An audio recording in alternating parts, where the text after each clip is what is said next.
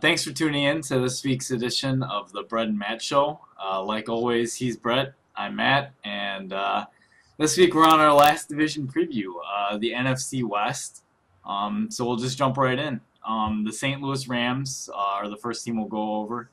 Going into the offseason, as of March 3rd, they had about $7 million in cap space. Not really a ton of money to work with. They had more losses than they had gains. They lost Cortland Finnegan, guards Chris Williams and Shelly Smith. And then they only had a couple signings. They signed Saffold back at the tackle position, and they were able to sign Kenny Britt, I believe, to a one-year deal.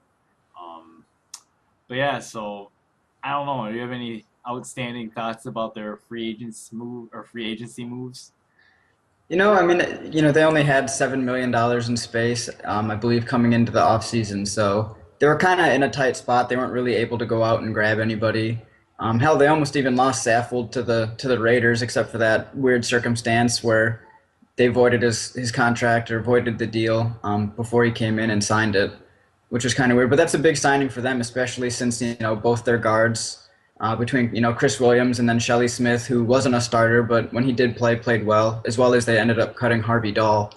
So, Saffold has the ability to play guard and slide down and play that position if they need him to. So I think he's probably a bigger signing than Kenny Britt, since who really knows what you're going to be getting with Kenny.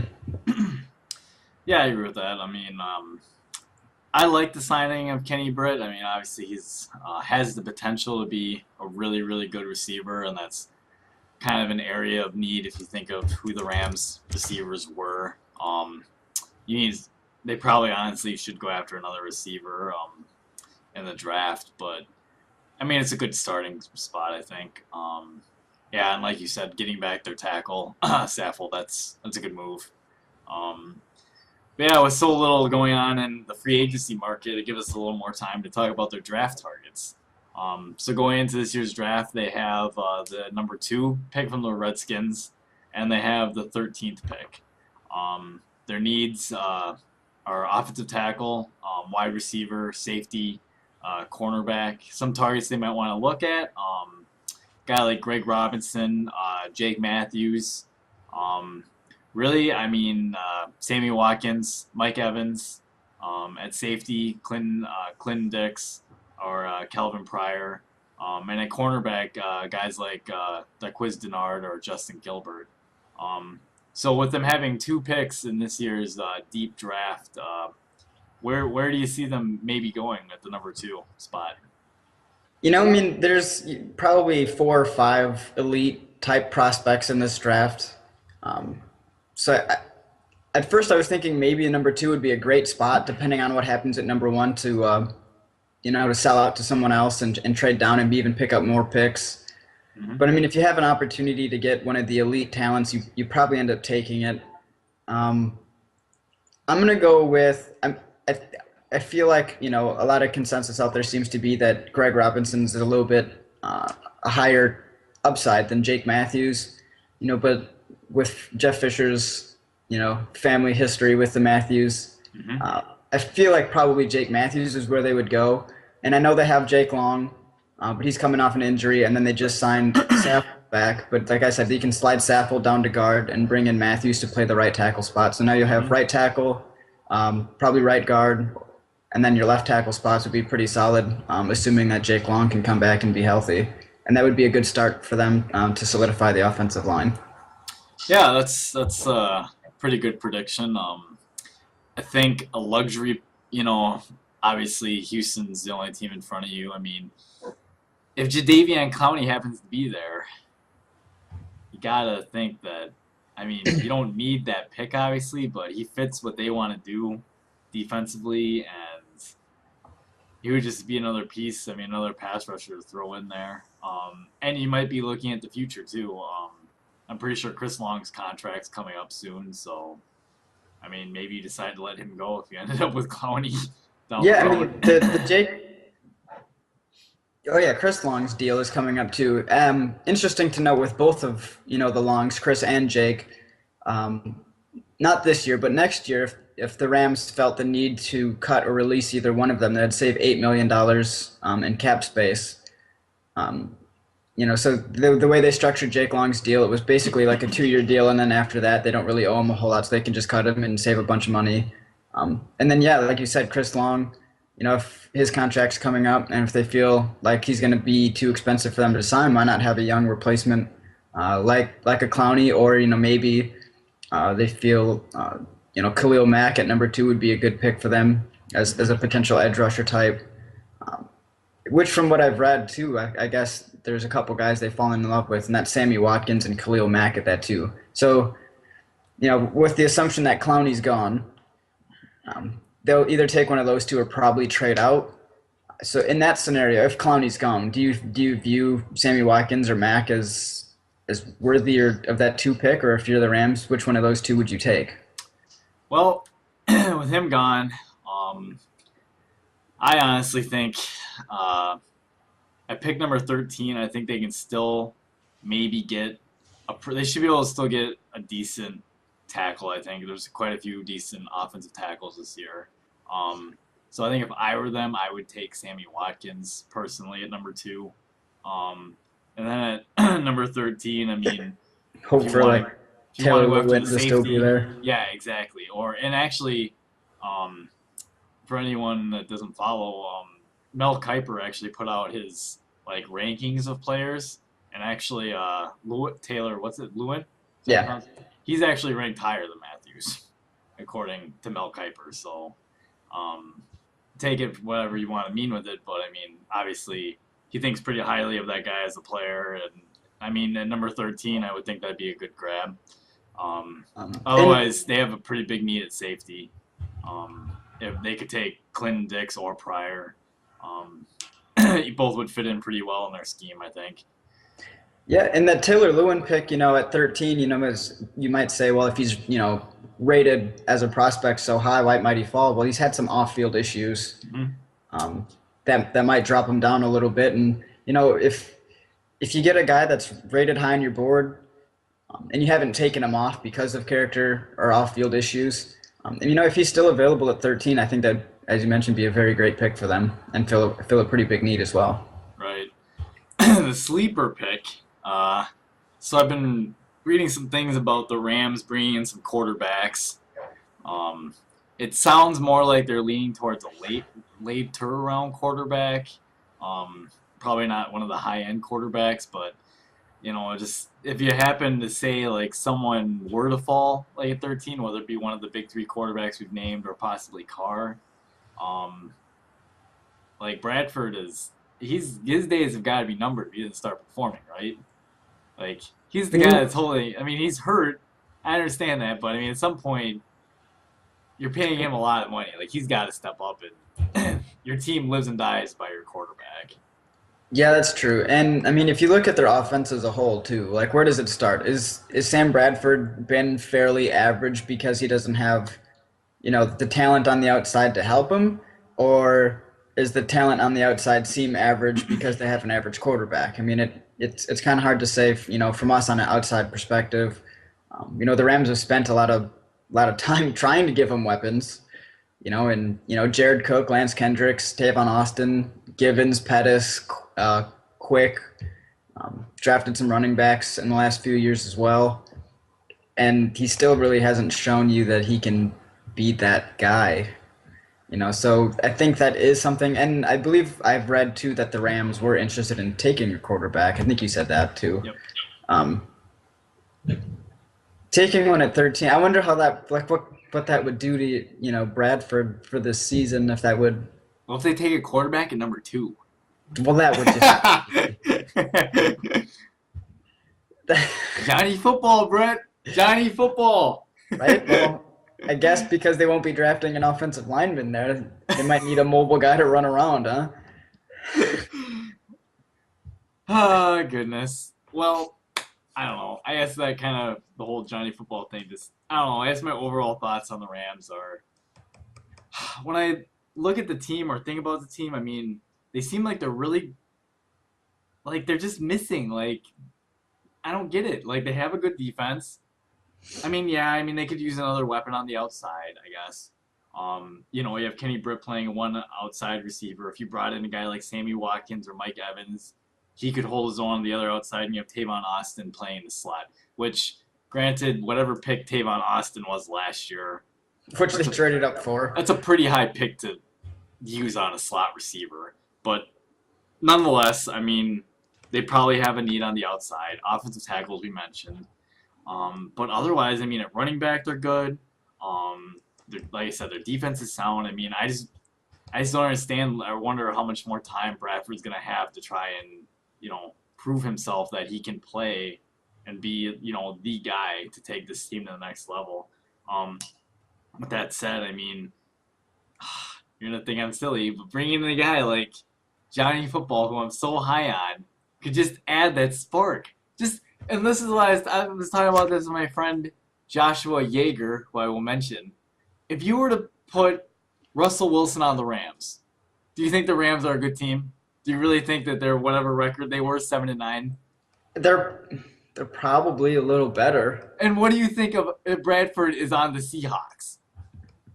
Well, they're probably a little You worse. know all the cover-ups that Russell Wilson made for running around because of that piss poor offensive line. Sam Bradford would have got crushed. Sure. Well, then Forrest Jackson would have come in and they would have been golden. They would have been fine. Oh boy. He's Anyways, a my big point is he's a just locker room that hit. The guys in Seattle love Jackson. I guess they do. My point is that I just think they just need a spark. They need new energy, new lifeblood on the offense. And I think bringing in a new quarterback, maybe not necessarily with your first two picks, but, even someone in the second round, maybe. I mean, you would at least get Bradford's attention that he needs to, either play better or, that other guy's going to get an opportunity. So the team, I mean, as a whole, they have the pieces to compete with anyone in the division. I mean, they've shown in the last couple of years since Jeff Fisher has been there that they can compete. Um, I just keep preaching, man. They need a quarterback to kind of get them to the next level, and right now I just don't think they're there yet. But your turn. Well, I mean, we mentioned Bradford, we mentioned the weapons, and where I posed the question of whose fault is it? Is it Bradford's or the weapons? And I'm going to lean towards that they've just kind of missed on a lot of the pieces they've tried to get around Bradford, except for maybe Austin, who better end up being good considering they had to trade up for him. hmm And I think they started to use him a little bit better towards the end of the season. He's made some more explosive plays, Yeah, they figured out. I think they did a better job too. I agree. and I'm just not very high on Kenny, just because I don't know what you're gonna get. Like he didn't do anything last year. I don't know if he was suspended, hurt, or if he was just bad. Um, so they could probably definitely use at least another receiver, which kind of sucks for them because they just keep taking receivers and they keep being meh. And they went out and got Cooks, as well as Kendricks. But anyway, with the offensive line, it's kind of also in flux a little bit. Um, the starting guards left, though they do have Saffold, as I mentioned, and another guy named Joe Barksdale, who could probably end up sliding down to guard. He played some tackle for him last year, and he's had a history playing guard. So if they get an offensive tackle, they should probably have, for the most part, their entire offensive line well suited. Their defensive front is obviously pretty solid between Robert Quinn and Chris Long. Decent defensive tackles too, and Michael Brockers and Kendall Langford. So as long as they can get maybe a tackle, some help in the back end of that defense, they should probably end up being better overall as a team. But they do play, in my opinion, probably the toughest division in football. Yeah, I agree with So that. even if they improve their roster, it might not, unfortunately, for GMs and coaches, end up in a much better win-loss record. That's fair.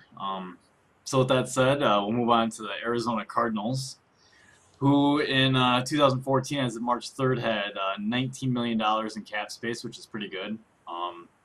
They have in free agency, they lost Andre Roberts, Eric Winston, Darren College, Jeremiah Bell, and Carlos Dansby.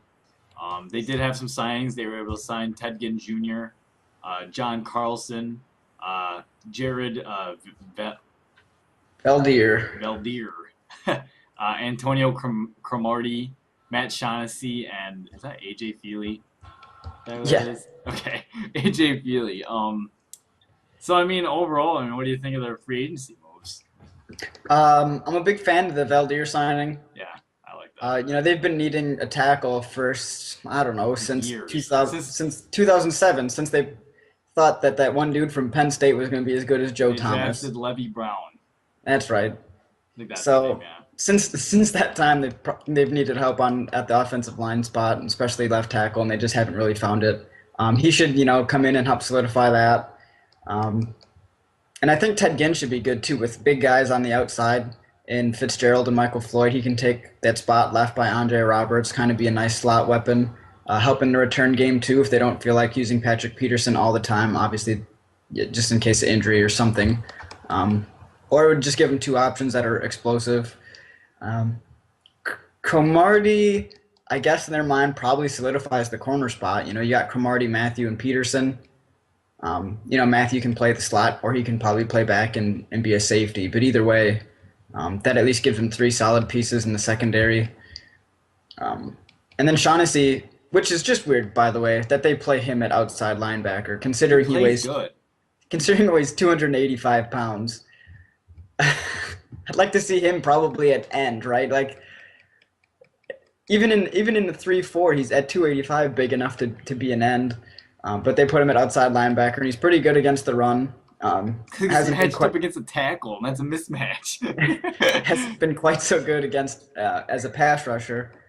Though he has shown promise earlier in his career in that spot, but that was again in a 4-3 defense, I think, with Oakland early in his career. hmm Um, but yeah, I mean, for the most part, and obviously Carlos Dansby is going to be a big loss. Yeah, I know he was a little bit older, but he's played well, he and did. And last season, he played very well for them. they still need to find a replacement for him.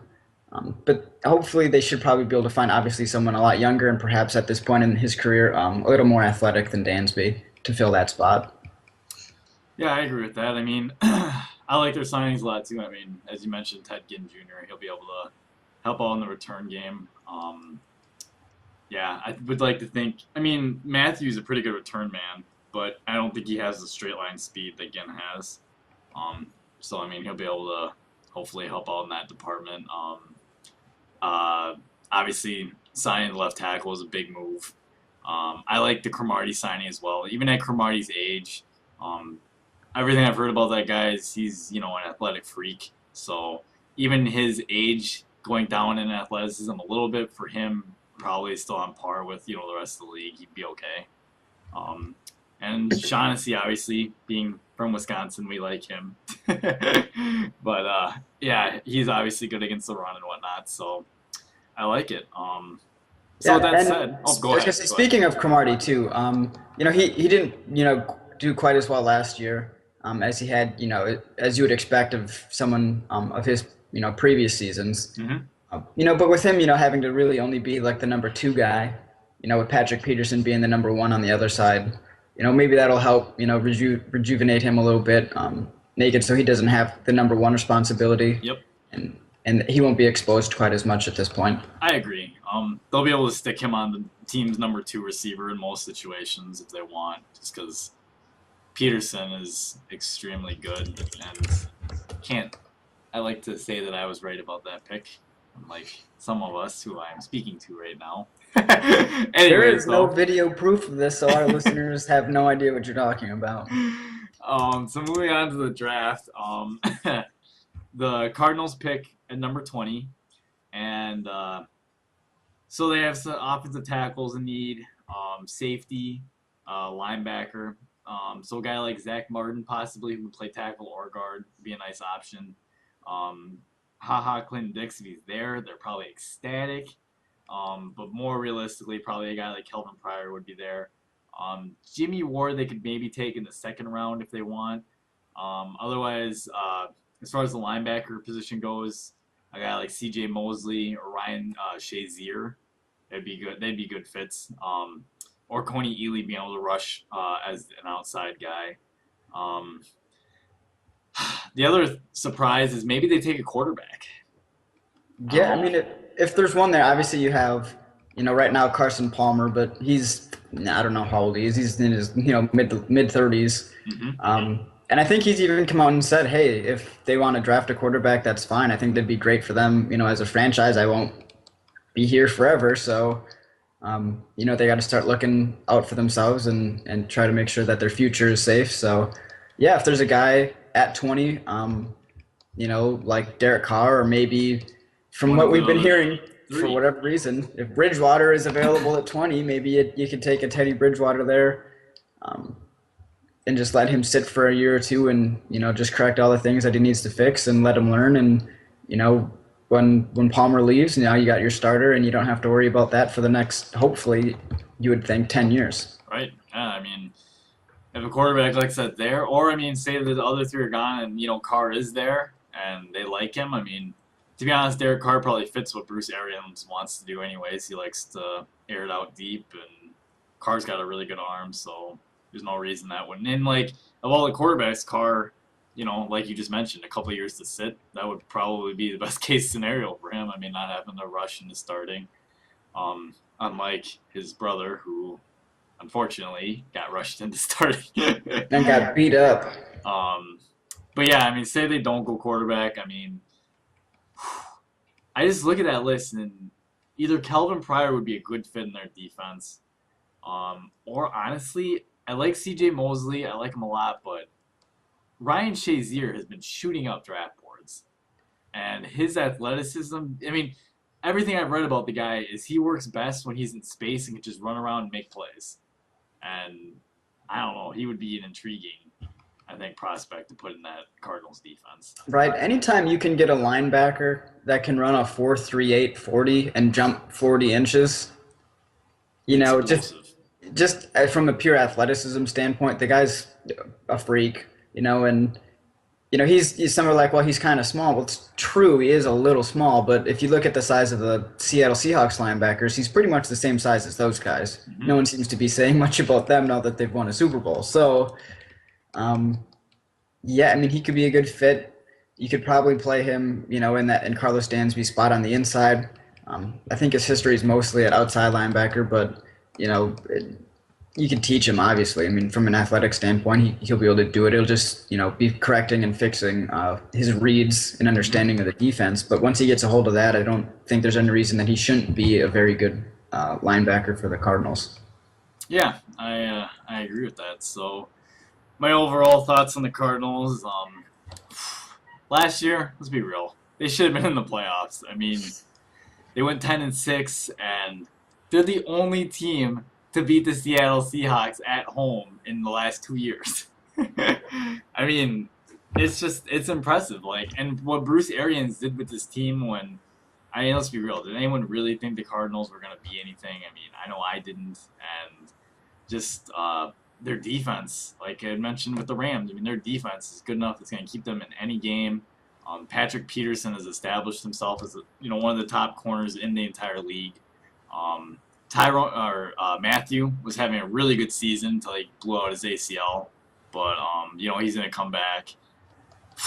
You know, like we mentioned, I like the signing of Cromartie.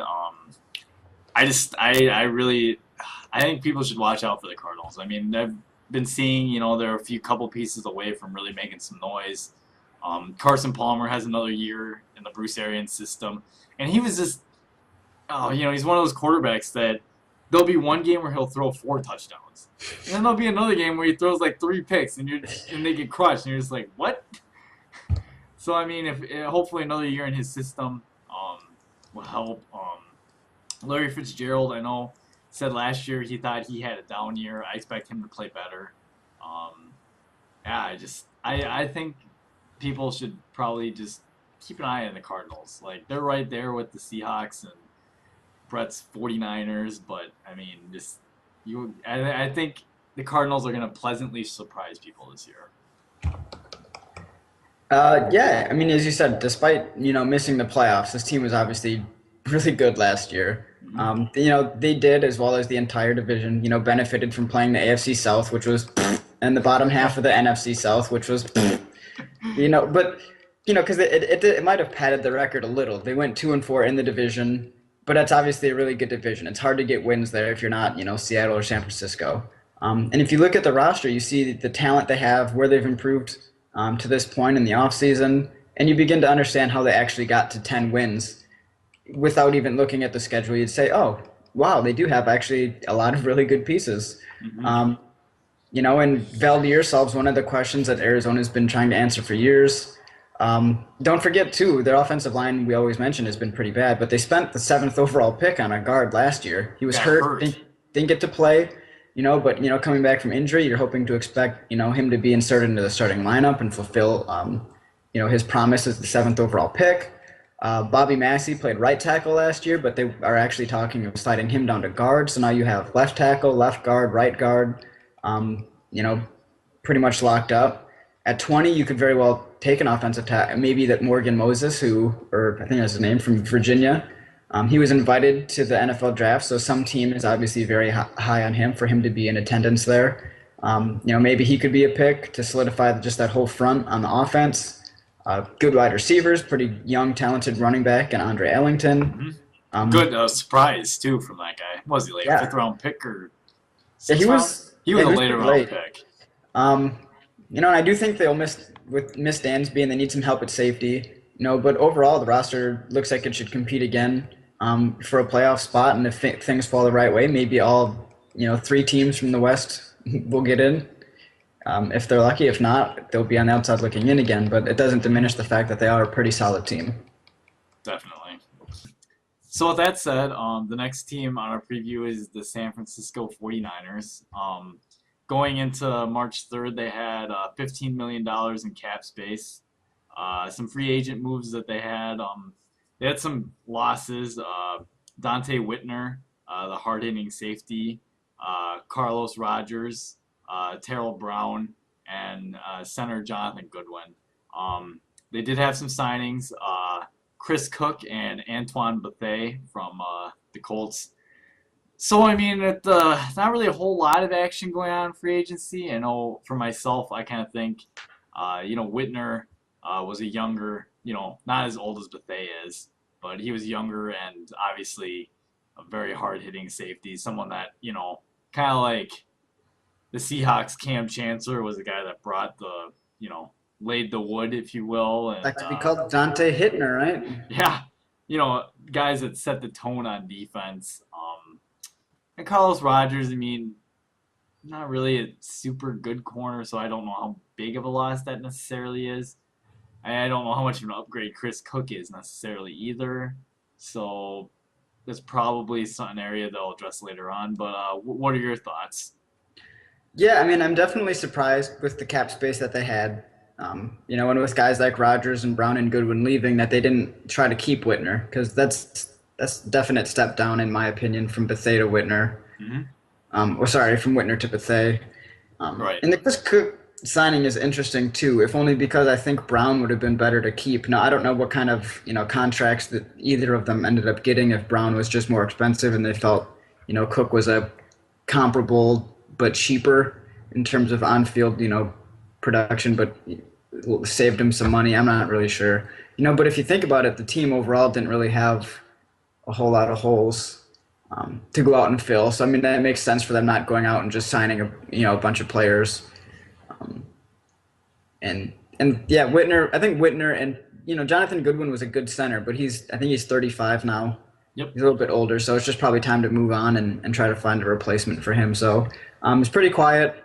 Um, and the signing of Bethea does at least temporarily fill that hole in the starting lineup left by Whitner, but I just don't like that move in general. That's fair. Um, yeah. So with that said, I mean, looking at the team's draft targets, I mean, I'd kind of hinted that cornerback is probably an area of need. If you look at their defense, probably the one area that they don't have is that super good lockdown corner. Cornerback, obviously, with Goodwin leaving, center becomes an area of need. One would think. They still really haven't found, besides Crabtree and Anquan Bolden. I mean, they still really haven't found another good receiver. They did spend a pick on Quinton Patton, who a lot of people were high on, and I just don't know if just he was overwhelmed as a rookie coming. I think he was coming out of like Louisiana Tech or something, or Lafayette or some smaller school. Um, so I just don't know if he was just a little overwhelmed or if because I don't even know. I was just expecting him to make more of an impact. But receiver could still be a need. And the whole Alden Smith situation has really now presented an outside linebacker as a possible need as well. So some guys they might go after. Jason Verrett, the cornerback at TCU. He's a possibility. Kyle Fuller out of Virginia Tech, another cornerback possibility. If they wanted to look center, maybe not necessarily in the first round, but in the second round, if they really want to make sure that they get, who they find is the top center in the draft class this year. Maybe a guy like Marcus Martin from USC. Otherwise, at wide receiver, a guy like Devontae Adams out of Fresno State should be around. Maybe a guy like Kelvin Benjamin. I mean, any of those receivers that we've mentioned before that possibly fall in the later of the first round, if they want to go after that. I don't know. Where do you think they go with their first round pick? We're at 29. Yes, I believe so. I have a little paragraph here written. So yeah, I'm gonna go with they like long guys. I know that's what their GM said. Likes guys with long arms. I don't know how serious to take him on that, but it seems to be true based on the arm length of particularly his defenders up front. Mm-hmm. I could see guys. They have a lot of picks. I think it's 11. They very well could trade up and take a guy if they really like them. Like Anthony Barr or Gilbert would probably fill some positions of need if they're able to get that high for either one of them. But if they stick at 29, a guy like Kyle Fuller, big long arm kid, could play some corner. Mm-hmm. Trent Murphy, now he's probably a later guy. I don't know if you take him at 29. You take him with one of your second round picks, but he's an outside linebacker, maybe fourth and fifth round deep. Adrian Hubbard, 6'6" guy, outside linebacker from Alabama, long arms. Seems to fit, at least physically, what their GM is looking for. Mm-hmm. And then you look at wide receiver, you're talking about that spot. Maybe Calvin Benjamin. Brandon Coleman's a big kid from Rutgers too, which you'd probably end up taking in the middle rounds to fill that need. Sure. But if it's me, I'd probably end up go corner. Whatever corner they like at that spot is probably where I would go. That's fair. Now I know I've looked at some other mock drafts and I've seen them doing things like, like you'd mentioned with all the picks, possibly trading up. And as someone who, the 49ers have caused a lot of pain to, I would rather not like to see them use those picks because, I saw one pick that had them trading up. I believe it was pick 15 where the Steelers pick, I believe. And had them taking Quiz Denard, who I personally, I'm sure if you've listened to your podcast, I think he's the best corner in the draft. I'm a little biased just because of watching Wisconsin play and just overall in general the Big Ten play more. I think he would bring that physicality that the 49ers already have. He would bring it to the secondary, and if I were them, I would strongly consider going up and getting a guy like that. I think. Yeah, he'd be a good fit. He doesn't fit my long arm theory here, but he doesn't. But from an overall Gilbert standpoint, does. yeah, if you look at just talent and where you evaluate him, he's definitely a guy that would probably end up being a starter right away, and would definitely help out that defense.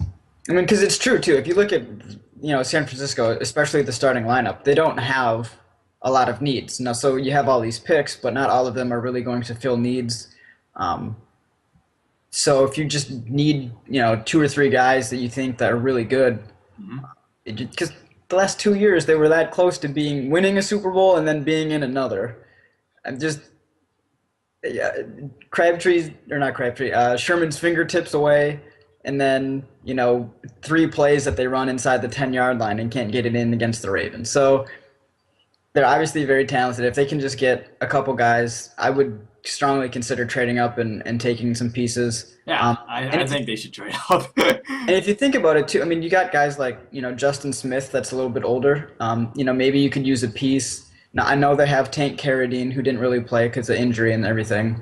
But if you could probably use a piece too for, defensive end spot for when Justin Smith leaves, because it's been shown Aldon Smith was a lot better when Justin Smith was on the field, Hmm.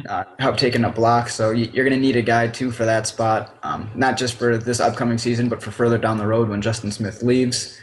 But even still, there's probably only 4 or 5 guys, and you got 11 picks. So why not trade them and try to make the best of your opportunities? Yeah, definitely.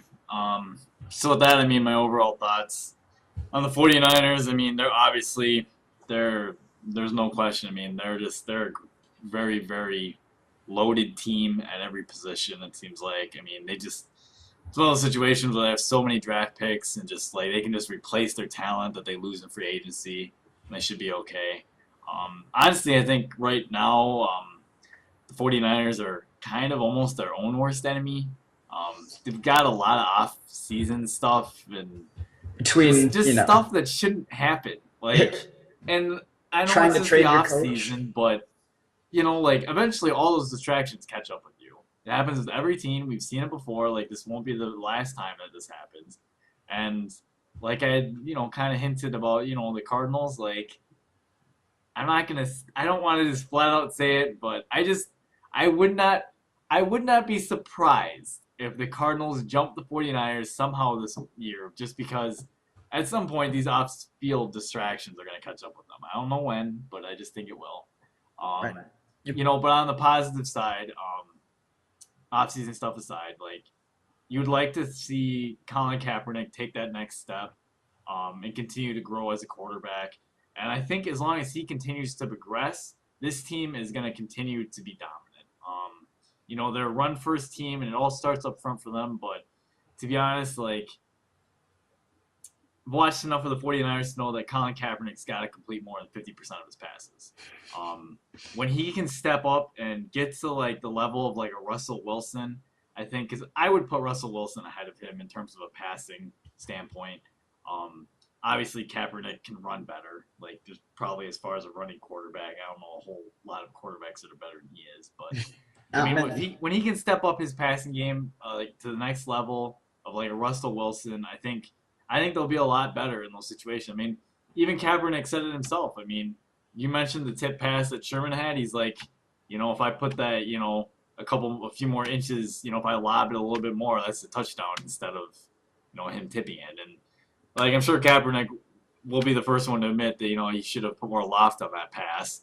And obviously, in hindsight, looking back, and all of us can be like, oh, why did you do that? But, I mean, that's that's a throw an elite quarterback makes. It just is. At that level, that's a throw that an elite quarterback makes. So I mean, like I said, as long as he keeps continuing to grow, as long as they can fill in a couple needs that they do have through the use of the draft, and this is a deep draft to do it. I mean, there's really they control their own destiny. I think there is no reason the 49ers cannot be in contention for the Super Bowl title next year. yeah, I mean, I'm gonna just say that I think it is top to bottom probably the best roster in football. I know it didn't result, as I mentioned, in a championship in the last 2 years, but from just a pure talent and productive standpoint, at least the starting lineup was certainly the best in my eyes. And they didn't really lose a whole lot this offseason. They're downgrading at one safety spot, but Mm-hmm. Bethea still fills a starting spot. Um, and losing Rodgers and Brown hurts, especially with familiarity with the defense. They've been there for a few years. I think Brown was there his whole career, but Rodgers, especially at this point in his career and from a production standpoint, just isn't as a huge loss anymore. And re-signing Bolden was pretty big for them since they don't really have many other receiving options outside of Vernon Davis and Crabtree. Mediocre Michael Crabtree, who's I like Sherman, but that was just over the line in terms of Crabtree's much better than mediocre. Well, to be fair, he's mediocre against the Seahawks. He might be good against everyone else, but I remember reading something about his numbers against the Seahawks, and they are very average. They are. That's fair. But at least that signing should give a guy like Patton, as you mentioned, maybe a little bit more time to develop, have a guy there too to mentor him and help him grow a little bit. Plus any other receivers that they end up drafting this year, as we expect them to at least take one. And then if they just address the center position after that, get a good solid starter there at some point. just best roster. They don't really have a whole lot of other needs, and um, if Cap takes that next step, I don't see any reason why they shouldn't at least be Super Bowl contenders. Why don't you just say they're gonna win the Super Bowl? Cause I like Come on, Russ Brett, put Wilson. it on paper. I'm not, Documentation. Say it. it's too hard to say that only because Fine, I'm we'll wait until after the draft. Then you we can can wait. We evaluate can wait all of their until after the players. draft, I guess, before I make any declarations. But situations change, injuries happen, and some other random crap that happens in sport that you can't account for. Um, I mean, yelling bomb in an airport's not a good idea. that's not a good idea. Trying to say that you're trading your coach, but you're not trading your coach. I don't know. There's just a lot of weird things happening. But from an on-field perspective, I just like where they're at. Hey, that's fair. So with that, we have the last team in the NFC the West. The last team of our NFC preview actually happens to be the team that was the best team last year and won the Super Bowl, the Seattle Seahawks. So going into the offseason, they had $18 million in cap space. Um, as far as losses go, uh, they lost Breno Giacomoini. Giacomini. Wow, that's quite the name. Uh, Paul McQuiston, Golden Tate, a lot of people I'm sure know. Red Bryant, Chris Clemens, O'Brien Schofield, uh, Browner and Thurman, the corner that went to the Giants. They re-signed Sidney Rice, Steven Hauska, um, Michael Bennett, uh, Tony McDaniel, and they just traded for Terrell Pryor here recently. I gotta say, in the losses thing, they did lose Chris Maragos as well, big time special teams guy. His presence is gonna be missed on special teams. Just wanted to say that. But anyways, on to their. So, what do you think of their free agent moves? Yeah, it's tough for them because after winning the Super Bowl and so many young guys that are still on their rookie deals making peanuts, Russ Wilson now is the third highest paid quarterback on his own team. So that they weren't going to be able to sign everybody, that has contracts running out because they have other, Sherman, Russ Wilson, Earl Thomas, guys that they're going to have to give long-term deals to if they want to try to maintain their elite status. Right. So I know I gave Golden Tate a lot of shit during the season, but I think You're pretty hard on that guy. that's honestly I think a pretty decent loss. I know a lot of folks are kind of split on him, but from a return perspective, and then his run after the catch was obviously really good, and he was also really good at obviously getting, coming down with contested balls, including the Fail Mary. Uh, and Red Bryant and Chris Clemens. I mean, especially Red Bryant because Red Bryant's gonna be sorely missed. he's one of the bigger He's bodies, underrated. especially help out against the run. Make sure that they weren't giving up a whole lot there. Plus, with that rotation that they had at end, Clemens and Schofield. between Red Bryant, Chris Clemens, and Schofield, now you're kind of just left with, at this point, Michael Bennett and Cliff Averill. I'm not really sure. Well, like all those guys got after the passer. Like you said, situational rotation. I mean, gotta have guys to fill those spots, right? Yeah, and it's going to be a little hard for them, I think, as it stands now, to be able to rotate the way that they like to and do things in certain situations. Um, but that was just going to end up that it was just bound to happen because of how good the season went and how elite some of the young guys are. They weren't going to be able to re-sign everyone. Sidney Rice he's young. He's not even that old. He's been in the He's league really for not. like 8 years, but he's only 28. If he can actually finally, for the Stay first healthy. time since his year with Brett Favre, stay healthy, Mhm. maybe he'll help, fill that Golden Tate role, especially if Percy Harvin can stay healthy as well. Um, and obviously Michael Bennett, the way he played on his deal, he Yeah, he totally balled out, deserved a man. contract. And Mhm. Tony McDaniel was a pretty big signing too, at the defensive tackle spot, Mhm. um, to make sure that, help shore up the run game. Yeah, I couldn't agree more. With everything you just said. I mean, how could you forget Chris Maragos? I didn't forget. I just honestly didn't put him in because it's not. He doesn't play a whole lot other than special teams. I like the guy. I wish him well. Maybe he'll get a little more playing time in Philly as they're in need of some safety help. But They are.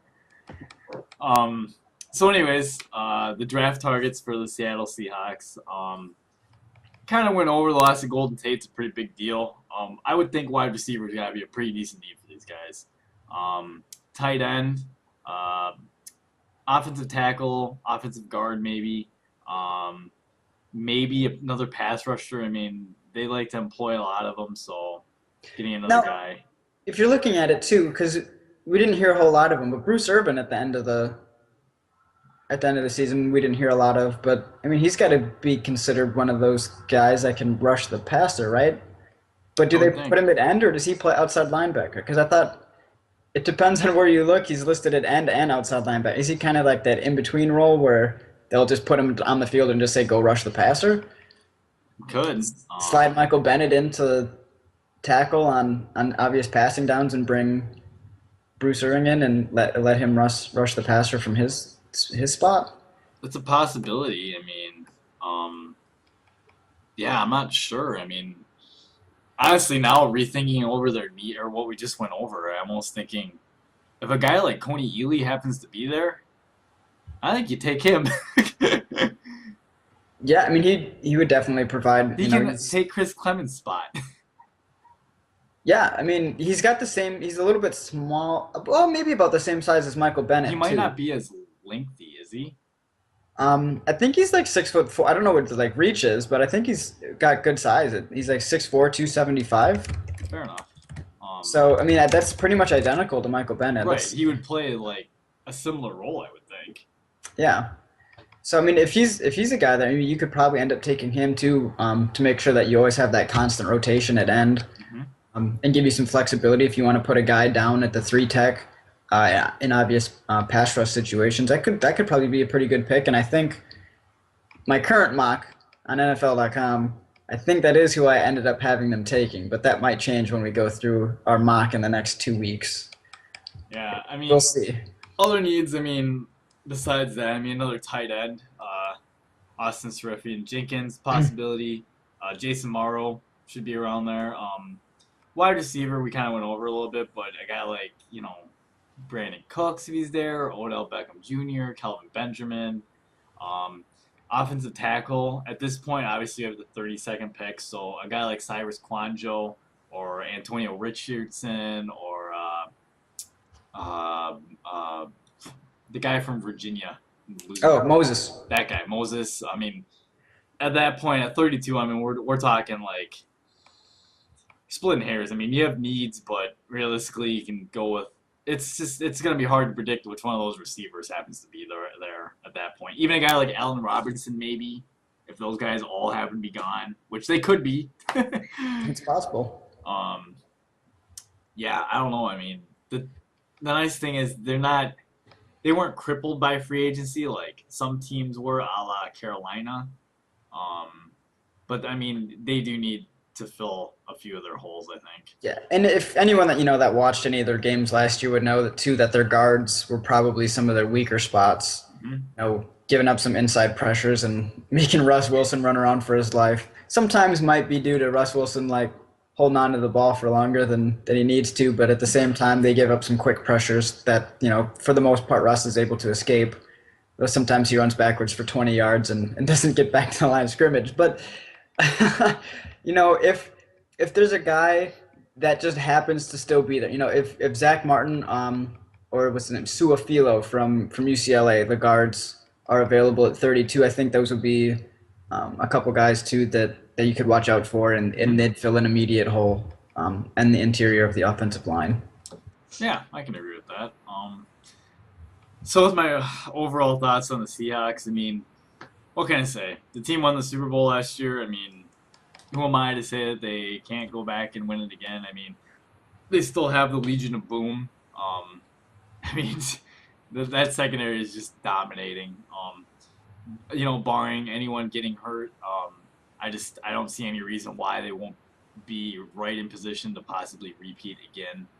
They're so set at the quarterback position with Russell Wilson. As long as, like I just said, barring catastrophic injury from some major piece of their team, I don't see any reason why they can't repeat. I mean, even if I know you just mentioned, offensive line need.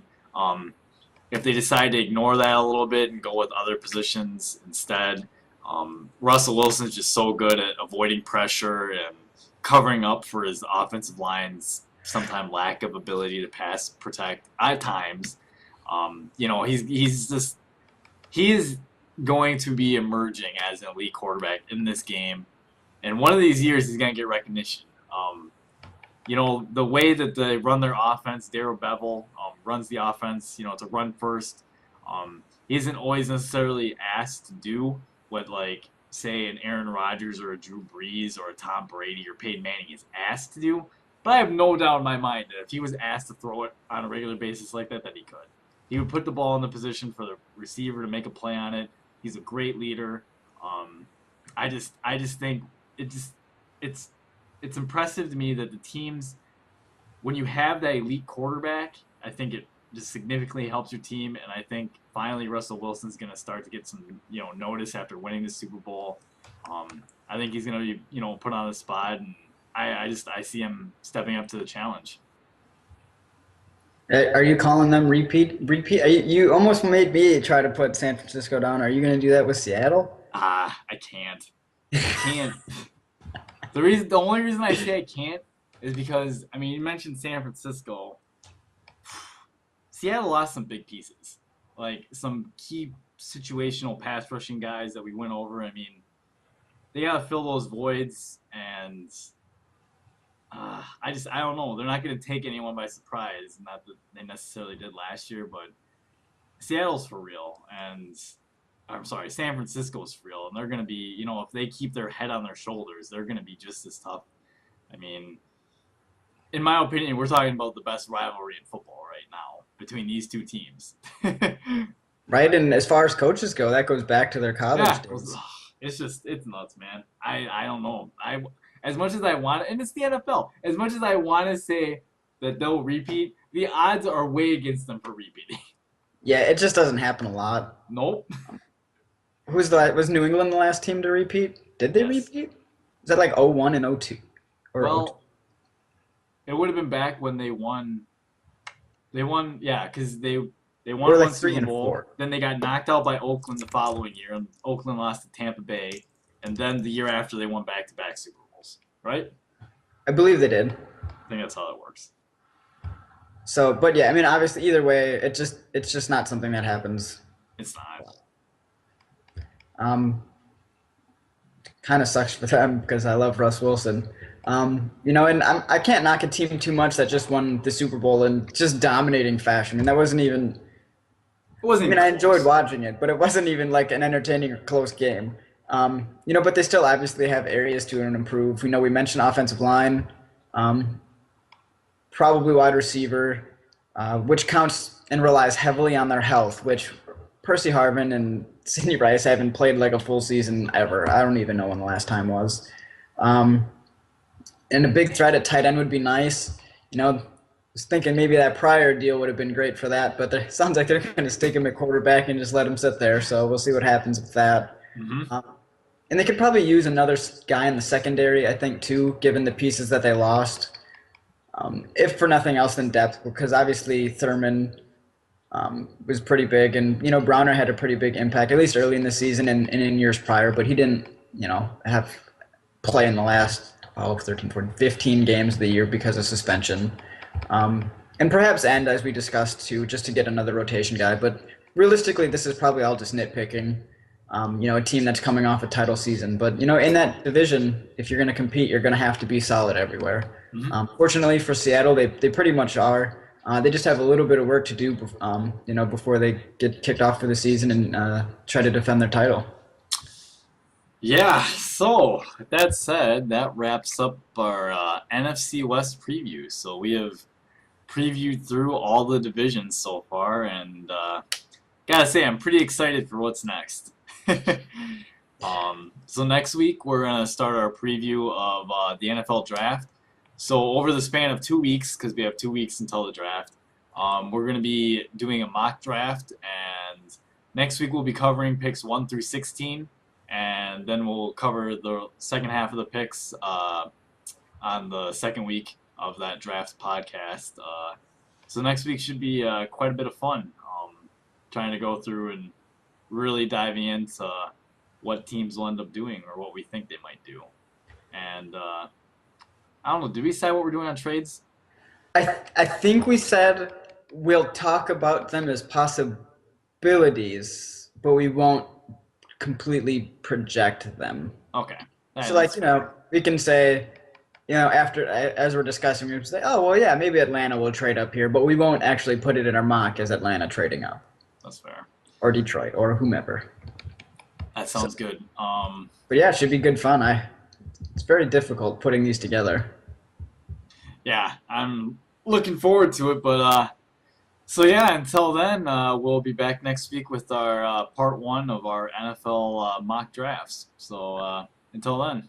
See you later.